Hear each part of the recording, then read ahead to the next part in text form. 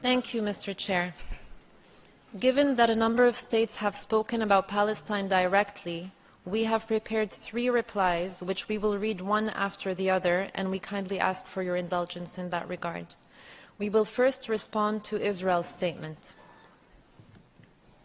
Mr. Chair, at the outset, let us remind Israel that our name is not the Palestinian Authority, but the State of Palestine.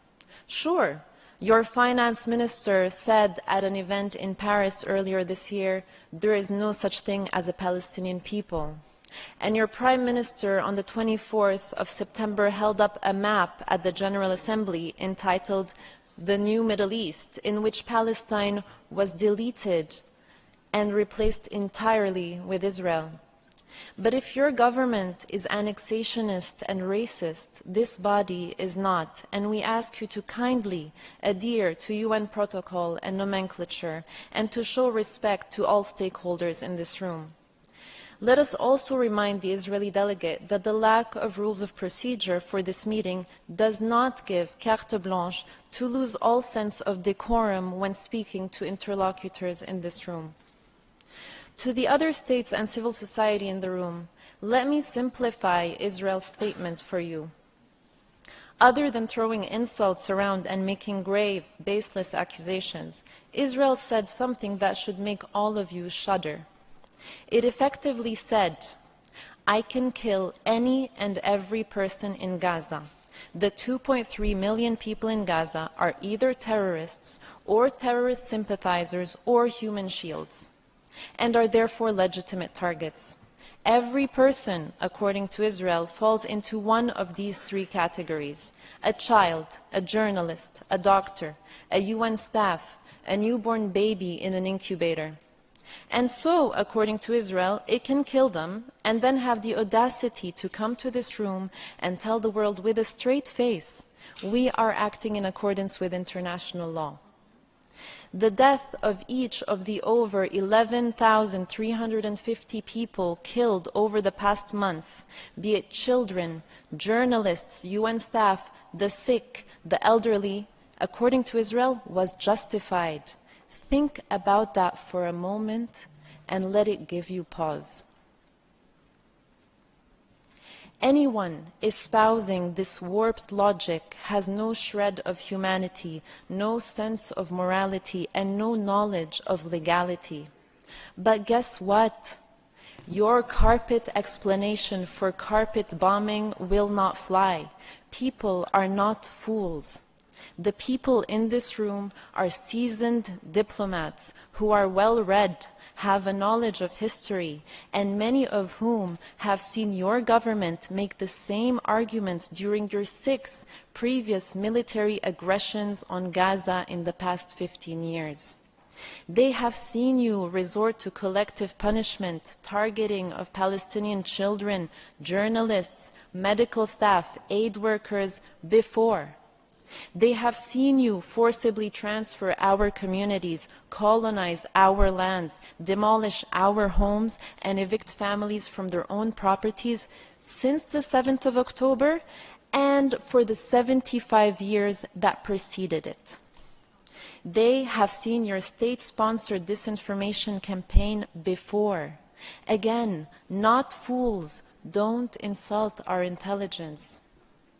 By saying that it is acting in accordance with international law, Israel is effectively saying the UN Secretary General, the UN High Commissioner for Human Rights, the WHO, UNICEF, OCHA, UN Special Rapporteurs, the UN Independent Commission of Inquiry on the Situation, human rights organizations worldwide, disarmament NGOs worldwide, humanitarian NGOs worldwide, countless legal experts are all wrong.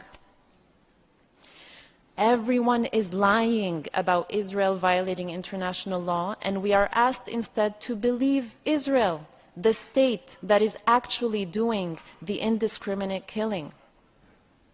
It is interesting that by saying even wars have rules, Israel quoted the very same UN Secretary General whose resignation it has called for because he dared to say that Israel has a history of occupying Palestinian land. The dissonance of hearing the Israeli representative talk about wars having rules as it commits genocide and breaches every rule in the book live on our TV screens is quite something. To Israel we say, we see through your PR and disinformation. The whole world sees through your PR and disinformation. The millions of people filling the streets in every major capital of the world, calling you out for genocide, sees through your PR and disinformation. Perhaps you think that with your incendiary rhetoric, we will all forget the incitement, the declarations and acts of Israeli officials, the people you represent, to wipe out Gaza, to drop a nuclear bomb on the Palestinian people, to destroy the human animals and children of darkness. Perhaps you think that your constant intimidation and threatening language will make everyone overlook the fact that Israel is, as we speak, killing babies, youth, women, men, elderly, no one too small or too old or too sick to be spared its wrath. Perhaps you think that by cutting off telecommunications and imposing yet another blackout on Gaza, you can continue to commit genocide while avoiding the annoyance of people being able to use their phones and computers to report on it. Perhaps you think that as your trigger-happy soldiers continue to kill journalists, 41 so far, the highest number of journalists killed over a 4-week period than in any conflict in the last 3 decades, you think that no one will be left to expose your crimes. Perhaps you think that by trying to silence anyone who tries to speak about your crimes, the international law violations of a state, by calling them either anti-Semites or terror supporters, people will be silent. And your intimidation campaign knows no bounds. They attack Palestinians, Jews, Israelis, UN officials, politicians, parliamentarians, university professors, and anyone worldwide who calls you out for your violations of international law. But guess what? Your intimidation and silencing will not work. We, along with all peace-loving nations and along with all people of conscience around the world, will not be silent. We will continue to call you out on your crimes, to call for accountability for your violations, for sanctions as your government continues to reject calls for a ceasefire, to massacre our people, and to entrench your colonial occupation and apartheid regime.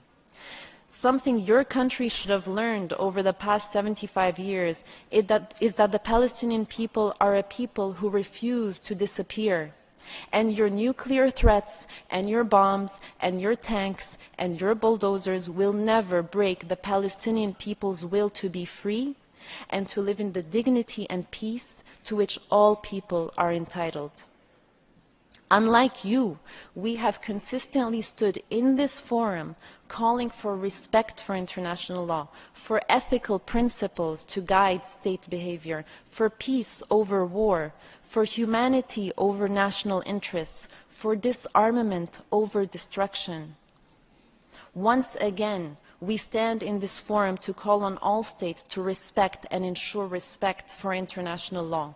Let the law be the measure by which all are judged, not propaganda and hateful, biased spin steeped in racism. And to Israel's absurd assertion that Palestinians have a problem with people of Jewish faith, and give the impression that this is a religious conflict, let us say loud and clear, this is not and has never been about religion. Had the occupiers of our land or the violators of our rights been Muslim, Christian, Buddhist, Hindu, atheist, or of any other conviction, we would have called them out all the same. Palestine has always been multiracial, multi-ethnic, and multi-religious. People of Jewish faith have lived in historic Palestine as Palestinians for centuries. We consider them to be our brothers and sisters. And since the memory of the Holocaust has been invoked, let us also say loud and clear, we have the greatest of solidarity with both the victims and survivors of the Holocaust. It was not Palestinians that committed that horrific genocide, but the fascist forces that spawned from Europe. And it is unconscionable that a number of European leaders are again beating the drum as another genocide is now underway in Gaza. We are united with those hundreds of thousands of Jews around the world, including from organizations like Jewish Voice for Peace, If Not Now, Na'amod UK, who are calling out this genocide and chanting in the streets of New York, London, Paris, Berlin, Sydney, Toronto, and all major Western cities so that their governments can hear? Not in our name, end the genocide in Gaza. With them, we stand together to end this pain and suffering. Together, we will not allow this to happen. Never again is now.